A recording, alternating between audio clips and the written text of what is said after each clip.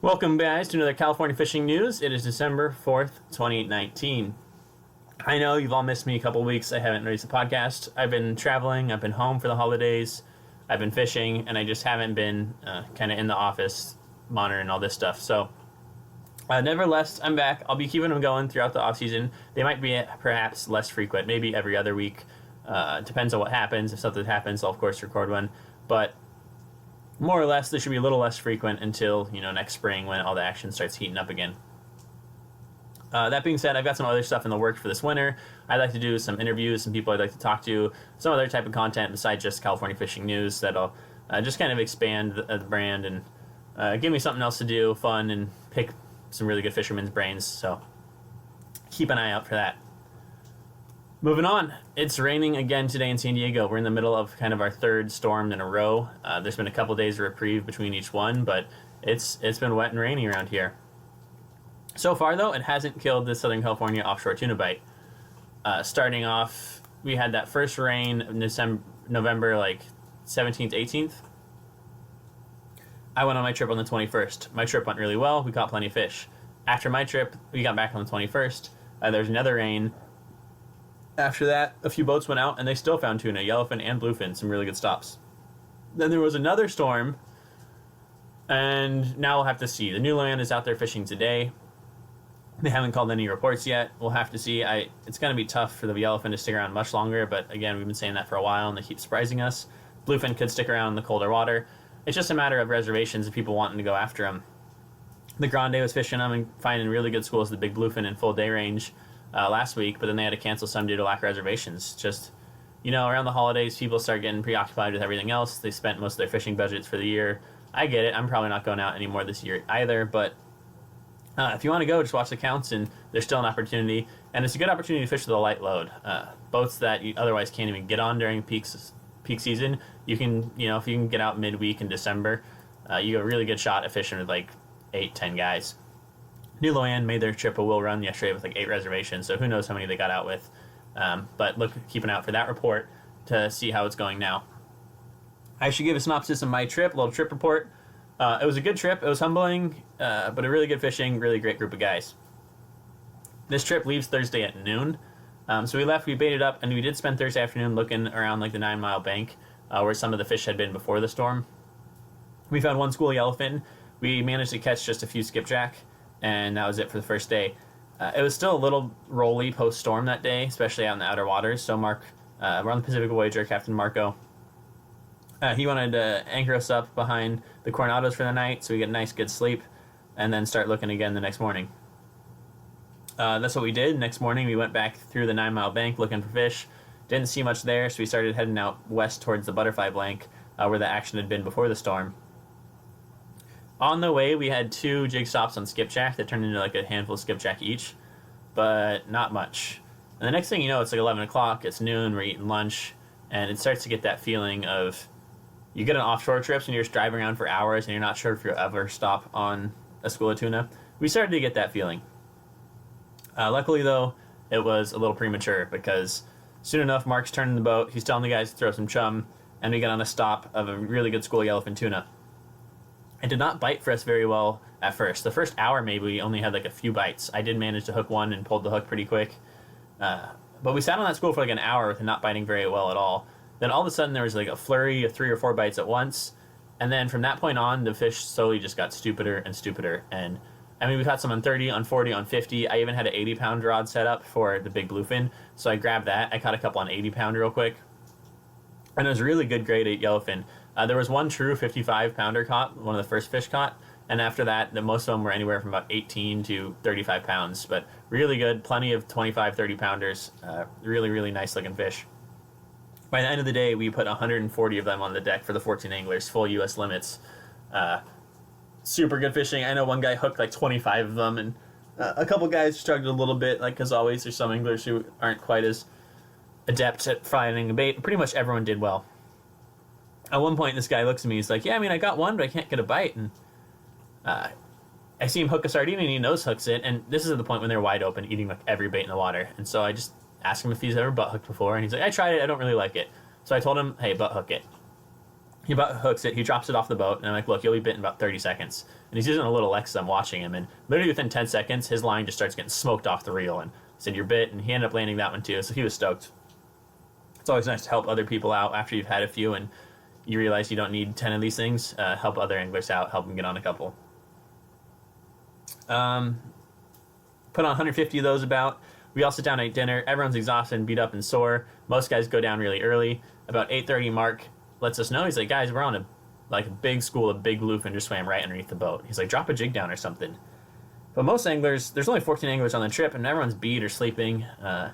So me, Brandon, and Kevin are the only three. We walk out there, and we all start dropping our big jigs. Second drop, Brandon gets picked up. He thinks he hooked a small one. It comes up to the boat all lazy in the dark. Cruz is out there with him, the chef, though, and he sees it when it comes up to the lights, and this thing is not a little one. It's a true, proper jumbo. It saw the lights, it took off for its first reel run, and after he got bit, two other anglers started fishing too, Michael and Tom. There's another flurry where all three of them get bit. Tom's hooked up, Michael's hooked up, Kevin's hooked up, Brandon's hooked up. I'm the only one fishing that didn't get bit. Kind of unfortunate, but, I'm glad I didn't sleep through it. I'd be more upset with myself if I wasn't even there fishing for the bite. At least I was there for it, and I just didn't get bit. Anyways, we went 3 for 4 on this fish. Michael pulled the hook, but Kevin and Tom landed theirs. They were both, I think, 120 to 140 pounders, and Brandon's came up and taped out at 202 pounds. Nice little cow for him. So, pretty exciting stuff. It all got us pumped up. We're all shouting. Everyone was down sleeping, came up, and people start fishing, but by that time the school had moved off, and that was kind of it. We had one opportunity, and I didn't get the bite. But anyways, we had real high hopes for day 2. That morning, too, before we got in the school of yellowfin that bit, we did have a school of bluefin, about 100, 150 pounders just blowing up on the chum, fully out of the water, but we didn't hook any of them. Day 2, we start off looking. I forget exactly how the morning happens, but basically we get on another good stop yellowfin. We end up putting about 60 more yellowfin on the boat. And then we get one more stop that evening for another 25 or yellowfin or something. So another really good day, day 2. The one thing that did happen second day besides all the yellowfin is we got on a school of this big bluefin again, the 100 to 150 pounders. We're all fishing 30, 40 pound tests trying to get a bite. At one point, Jason sees a big sardine in the tank. Jason, he's corn dog on BD. He's a real good angler. But he grabbed a 60 pound setup, put on the big sardine, and he got bit real quick within 30 seconds. Just had one of those baits that just looked right in the water or whatever, triggered the bite. And he ended up decking about 110 pound bluefin on that 60 pound. Did not take him too long on that rig gear. So there was a little bit of excitement for bluefin that day, but that was it. And that night, Marco says, like, hey, this is supposed to be a big bluefin charter. Like, it's hard to leave good yellowfin fishing, but we've got about 230 of those on the boat. We need to leave the yellowfin alone. So the third day, the plan is Sunday to just only stop on fish if they're bluefin. If they're yellowfin, we're going to have to drive away. So the morning starts. We get a couple schools of yellowfin, but again, we hook a few, and we end up just driving away from them because it's not what we're after. And finally, Mark's talking to all of their boats, and he's like, look, no one's really seeing much for this bluefin. We're going to head back down south about 6 or 7 miles where we saw it a couple days prior. So we're driving down there. Again, it takes a while. It's probably a full hour when you start, drifting off and you're losing hope. And then he turns the boat, throws some chum, and these 100 to 150 pounders just start blowing up fully out of the water. Like, there's no joke. These are big fish. You can see them. They put on a pretty awesome show. But they prove very difficult to hook. No one with fishing bait can get a bite. Dave, the charter master, starts kind of vertically jigging a Colt Sniper, and he gets bit right away, and it chews him off. Reties, get bits right away, chews him off. At that point, I put on a Colt Sniper and started fishing it too, but I didn't get a bite on it. He thinks he had some bad lines. We took off all of his mono top shot, changed it out. He ended up hooking 4 or 5 on the Colt Sniper during this stop, but he did not land one. One almost spooled him, and I think everything else just chewed him off really quick, so... But, 40-pound test, these are 120, 130, 150 pounders. When they bite something, they're, like, opening their mouth. You should see, they get the size of, like, a small pumpkin. And they just inhale that thing. So, unless you get real lucky and it slides out and catches them in the mouth, that line's probably rubbing on their teeth. And it's, it's a tall order to try to land them on 40-pound test. Unless you get a really nice, clean hook set. Anyways, finally, no one's getting bit on 40. We're fishing 40, 50, 60. Jason steps down to 30. He ends up getting a bite. Brandon goes to 30 as well, and he gets bit.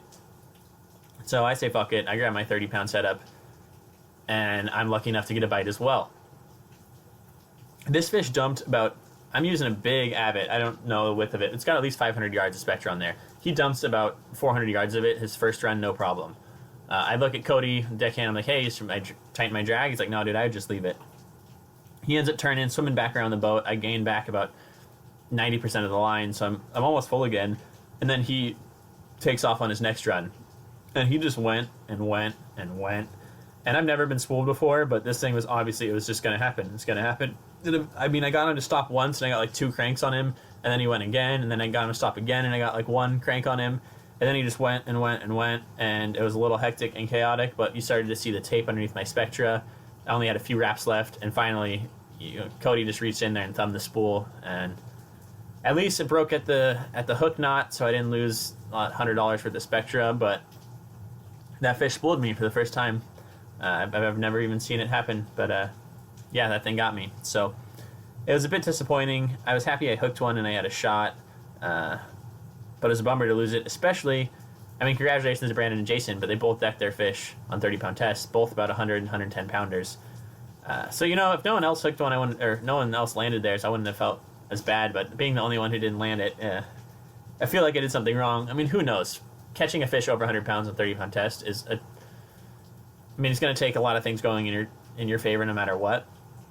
Maybe I could have done some things differently. I think I could have, but hey, you live and you learn. I've never hooked a fish that big on light line like that. The couple 150s I caught were both on 60 or 80-pound tests where you can pull a lot harder, and it's not nearly as big of a deal. 30-pound test was just, it was something else. Anyways, Brandon ended up catching his fish in about 40 minutes, pretty quick. Jason sat on his fish for, no joke, probably 3 hours around the boat, 20 times at least, up to color for at least 30 minutes. He just sat there and trusted his system and waited and waited and waited, and eventually they stuck gaffs in it. And, there's a photo of that in BD.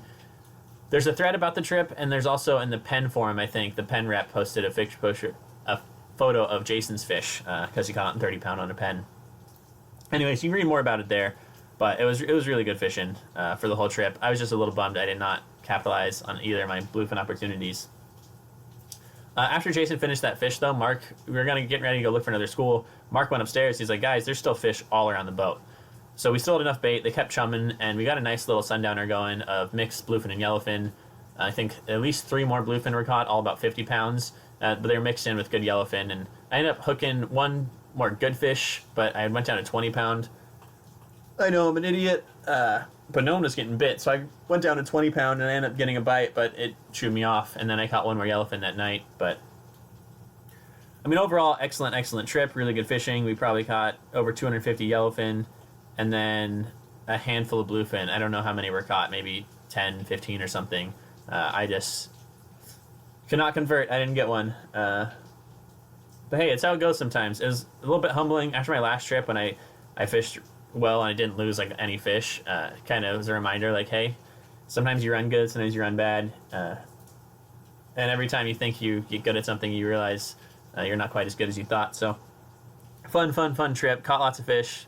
Met a bunch of good guys, but yeah, did not get my big bluefin, unfortunately. Anyways, for the future, we'll just have to see how it goes. That might have been the end of it. The yellowfin should be out of here. I'm looking at temp break now. This one's going to be just audio only because I'm at my parents' house. Don't have my full setup to record here, but temps are dropping a lot. There's still some 63-degree water out there, but again, raining more coming this weekend. Just keep your eye out on the counts. We'll have to see what the new Loan does, because they're the only ones out there fishing today. Moving on, the past couple weeks to some other personal fishing trips. I hiked up to Lake Ramona. For those of you that don't know, Lake Ramona is one of the only lakes in San Diego County that has public access, but you can't drive to it. You got to hike about 2.5 miles and climb a pretty steep hill at the end to get up there. So it keeps the pressure low. You're not allowed to float tube it. Unfortunately, no boats allowed. It's just shore fishing. But sometimes it fishes pretty well. It's a really deep, clear reservoir, so the fish are wary. You gotta be sneaky because they'll see you. You can see 10, 15 feet down in the water pretty much at all times. I went up there a couple times. First time, we didn't get anything until after it started raining on us, and then me and my buddy each caught 3. Nothing real big up there. Most of the fish up there you catch are like generic 1.5-pound clones or smaller. But we each got 3. It was fun hiking down in the rain. And then I went up there again with my girlfriend and dad. My dad's never hiked up there. I was stoked. He crushed the hike. We went up there, we had a good time. But we didn't catch anything, and we brought the dog too, so we didn't want to hike down after the dark. And it seems to me like the fish really start getting active there, like everywhere else at sunset. But I think it has to do with the water being so clear that they're very wary. And if you walk on the shoreline, if they're within 30 feet, they see you and they take off. But I think as you get those low light conditions, or if you get wind or rain or anything to break up the clear surface water, I think they get a little more active and a little easier to catch. So the key for me, or next time I go out there, I'm definitely going to park outside the parking lot. You can park in a neighborhood, and then you can stay till after dark. The parking lot, if you park at the Blue Sky Ecological Preserve, they close it at sunset, and I did get my car locked in there once. So if you're going to go up there and plan on staying after sunset, do not park in the reserve parking lot. I also went hoop netting for the first time. It was fun with my buddy Duncan. We did not get any, but it was a good time being out there and learning the system. And yesterday we went to a local lagoon, and we went to fish halibut. Our system for fishing halibut normally is you bring sabikis, bring a bait tank, we catch smelts, and then you put the smelts out there and you catch halibut, sharks, whatever else is around. But we didn't catch any smelt yesterday. It was tough. We saw some little 2-inch smelts around, but they weren't schooling up. Normally you bring some bread, toss up bread, they start schooling on it, and then you can catch them with the sabiki. So we didn't catch any smelt, we did not catch any halibut. We did catch a few bass, though. I got a little calico and a little sand bass, and Adrian got a little sand bass and a little spotty. So we had our 3 bass. They were all real small, like 4 inches. But, hey, we didn't get skunked. That's it for my personal fishing trips. We'll have to watch as the season goes on, but that's it for now there. Moving on, we want to talk about the dungeness season. I'm going to put this on pause for 1 second. All right, we're back. Had to take a little bathroom break there. The other thing I want to talk about this week is about the dungeness crab fishing. I know we talked about since the opener, it's been really good, and we said look for the counts to drop once the commercial season opens, because generally, like the lobster season in Southern California, there's a kind of lead period where it's only recreational, and the guys generally do really well, and then after the commercial season opens, it puts a lot more pressures on the crab, and both the commercial and recreational numbers start dropping. However, this year, they've delayed the opening of the season once and then again. This all stems from back in 2017 and the humpback whales. Basically, in 2017, I believe it was in the spring, a bunch of whales started getting entangled in the crab traps. I think 70 humpback whales or something were entangled that year. This caused the Center for Biological Diversity to sue the California Department of Fish and Wildlife for not regulating the crab traps enough or something. Anyways, the end result was that they closed down the crab season early, which is a great financial loss for all the crabbers up there. I mean, they rely on this money for the whole year. The season gets shut down early when they're planning on having a number of more trips. You can understand how that would affect them. So this year, before the season started, they know boats were seeing whales down off Monterey, which means they still are going to be making their way north for their migration. So before the commercial season opened, the Bodega Bay crabbers actually voted unanimously to delay their own opening season. That was just goodwill on their part, partly because they don't want to entangle whales, but also partly is they're trying to protect their livelihood too. They'd rather delay the opening of the season and still get in a good season rather than starting a season, getting sued, and getting cut halfway short. So they're looking out for both themselves and the whales. But after that, they voted for the entire fishery to remain closed, and this should be open, I think, in mid-December, though I couldn't find an exact date yet. So basically what this means for us as recreational guys is that the commercial pressure has not been out there yet, which means they're still getting really good scores for the boats when they can get out there. Again, with the weather, it's not every day, but yesterday the California Dawn was out of Berkeley. They had 20 anglers on a full-day trip. They got full limits of crab, 200, full limits of rockfish, 200, and a couple bonus lingcod to go along with it. 2 boats out of Emeryville both got full limits of rockfish, full limits of crab for 17 and 26 anglers. So really good crabbing still, really good opportunity to go get on those rockfish crab trips. Like I've said before, amazing eating trips. You get a bunch of dungeness crab and delicious rockfish. And if you've only ever rockfished in Southern California, rockfishing up north is debatably just more fun because they're bigger quality rockfish and they're in shallower water. The biggest issue with rock fishing in Southern California is you got to drop your bait down 300 feet, 400 feet now sometimes, wind it all the way. It's a lot of work just to pull up a small, Boccaccio or salmon grouper.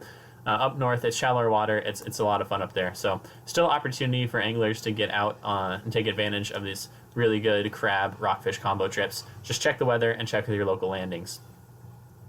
Those are the 2 main things I wanted to cover this week. This rain should be boosting more and more of the salmon runs in the Northern California rivers, so if that's your thing, check out the counts there.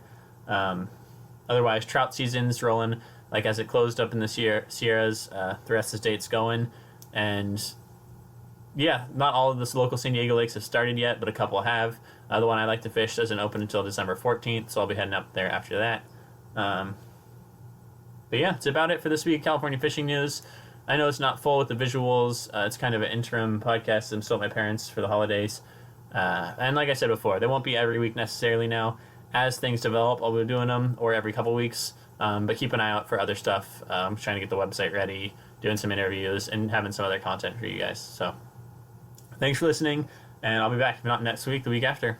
If you want to get caught up, it's getting a little more irregular, check out California Fishing News on Instagram, on Facebook, and as always, you can email californiafishingnews@gmail.com. Good luck, guys. Go fishing. If you have any reports, send them my way, and otherwise, tight lines. Talk to you next week.